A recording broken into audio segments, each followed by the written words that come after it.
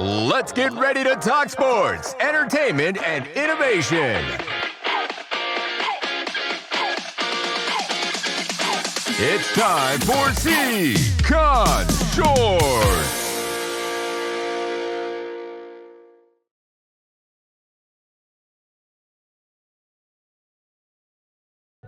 Sports Professor Rick Horrow and an esteemed guest. Before we even start, we had a couple already. We're not supposed to do it, but clink your glass. Jay Vickers, he is the UNLV Sports Innovation Institute Chief Operating Officer. Most important, the brain trust, everything important, the idea guy behind SEICon, the Sports Innovation Conference. How do you feel the day before your baby's being birthed? You know what? Other than being married, having kids, this is one of the achievements that I've been waiting for a long time. Well, and frankly, it's cat herding in the extreme.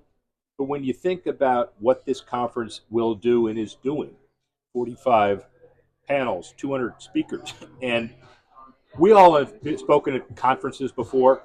Yes. We know the pretenders. This isn't a pretender. When you first germinated the idea and thought about it, go through the day when you're saying, hey, man, let's do something like this. How did it start? Well, I can tell you this. I don't know how much time we have, but it's an incredible story. Yeah. So May 28th of 2021, I had a meeting with Lawrence Epstein, Senior Vice President, Chief Operating Officer for Ultimate Fighting Championship, acronym UFC. Yeah. World-renowned global sports and entertainment company. They've done such a great job. And I went into Lawrence's office where we actually spoke on Zoom. And I presented to him a sports research summit that we wanted to do to highlight our faculty, our students, but also bring in some community partners that's involved in sports-related research and innovation. And also I was asking for money, like most people do when you go to some of these corporations representing an institution. And what amazed me with him that day, which is why I know the exact date, and I know everything that happened, he said, Jay, how about you think bigger? Think beyond just this summit. How do you feel about you, higher institution, UNLV, if you can build something that becomes omni-channel, where you can focus on more than just one topic, you can include several different people from all backgrounds related to sports, entertainment, and innovation, but also in the mix of it, highlight the intellectual capital that we're producing here in Las Vegas. You think that's something you can do? I was like, yeah. Will you support it if I do it? He said, yes. If you notice here at SEICon, we have the big UFC letters here. Yeah. Those don't travel. Right. And so we went on and we talked to other folks in our community. They got really excited about it. But one introduced me to Sean Garrity of Circle and the Syracuse folks. And I can tell you this. When you talk about public-private partnerships, there's nothing better than seeing two institutions from two different coasts coming together and saying, let's do what's right for the industry. And then this industry is sports and entertainment, rapid innovation. And we had the opportunity to do it. And not only did we take that opportunity by the horns and run with it, we're planning a football game against each other, friendly competition, go Rebels, as well as we have the opportunity to bring together some of the greatest minds within our law school, our journalism school, and data analytics to work together from both institutions as well as our students. That's an incredibly entrepreneurial perspective. If I'm sitting there as a money guy and I hear your lofty ambition articulately presented, I'd say, man, that's great. Send you away politely and say, this guy can't do it. We ain't going to do it. Yep. The vision from your point of view to the implementation, it's hard to do, especially with COVID in the middle of it, right? Yes, it was very hard to do. And I actually got people looking at me internally, externally, saying, it sounds good, but can you do it? It's lofty. Yeah. No one has done it before because it doesn't make sense. Like, it doesn't make sense. We're talking about one of the greatest industries in the world, sports, entertainment, and innovation.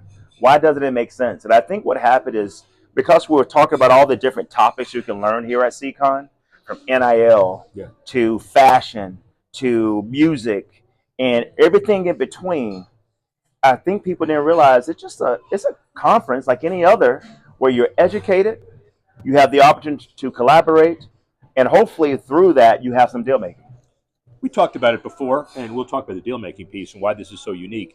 But I've been to a lot of academic institutions, and it's always 138 steps up and 137 back, and you hope you're going forward a little bit. Just a little bit. And then that's even internally. But to take two divergent academic institutions 3,000 miles away from each other, whatever the number is, you're Notre Dame football, Wisconsin, a lot Northern Illinois. I looked at your curriculum; it's outstanding. What made you think that Syracuse and UNLV, had there been any cultural history together, or was this enterprise what really brought you guys together? You know what? We go back to intellectual capital. Yeah. And when you think about the great folks at Syracuse saying, you know what, let's do something different. Don't be afraid to let something be what it can be. Yeah. And I think that's to have like-minded folks that said, let's do this together.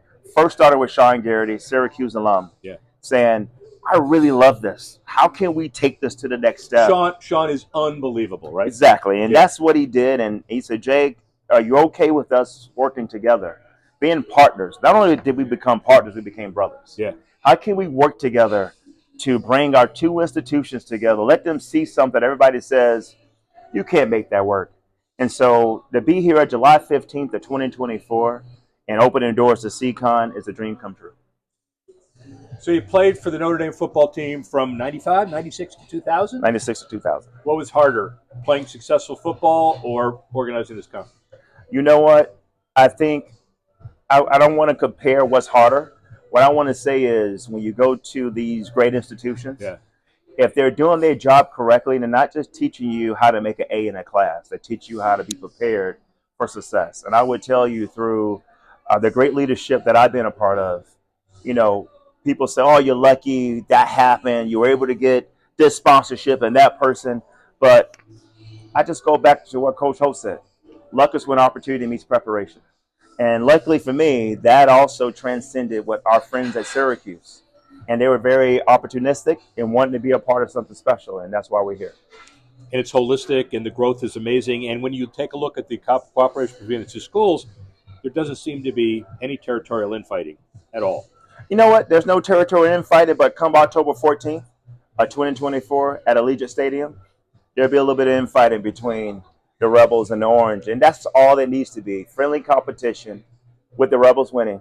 And we just have a good time. Oh, you snuck that in there. I heard the point spread now is about 28. Is that correct? Maybe 28 You or know 29? what? I've learned through my channels not to worry about point spreads. I just worry about a win. He's learned through the channels. Now, if you had played basketball at Syracuse, that'd be a hell of a match. I'm not sure the Running Rebels are ready to hold a football team. You know what? That's not our issue here. You know, we had the best season we've had in over 30 years. We have a great coach, Barry Odom, and I say, Wildhack, I love you, but Eric Harper's one of the best athletic directors in the country. Wow. Wildhack, you listening, man? I'm going to tell you, Wildhack is going to defend himself at some point.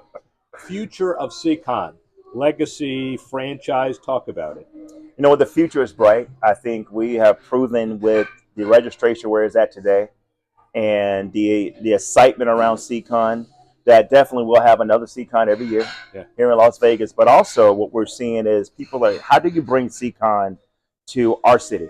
And so there's plans for vertical events in places like New York where we're focused on advertising and media. There's places like D.C. where policy, public-private partnerships, and we can show what that looks like, as well as opportunities in London, Saudi Arabia, UAE, as well as working in Atlanta with the emphasis in how we look at historically black colleges and universities. How about this thesis? And you think a lot about how it's a perfect storm relative to timing. We know NIL is an issue, but we don't quite know how to put it back in the box. We know that AI is an issue, and everybody's either scared about it or running away from it. Yes. We understand that there are a lot of issues relative to globalization and Web 3.0 and all of the things that years ago we didn't even know about, and now a lot of people are trying to deal with it. The SEICon brain power, the franchising, the deal making, the innovation aspect of this can really be an incredible, important component of the industry, not just getting people together, but what comes out of these. Yes. And that's part of our vision, is to be able to talk about subjects that's relevant to today. You know, sometimes you go to a conference and they may have already solved that, but you're still talking about it. We want to be able to transcend those topics and talk about what's important about today. Going back to, that's how you win. You know, what's important now, WIN. And you want to be able to have that conversation. And I think through SEICon, we can talk about the what's important now topics versus things that may have happened in the past. Here's what I have to say to you, Jay Vickers, CEO of UNLV Sports Innovation Institute. This organization, this plan, this institution is lucky as hell to have you. Many Thank more, you. man. Sure enough. More. We need more. We need more. Rick Horrow, sports professor. Speak with you soon.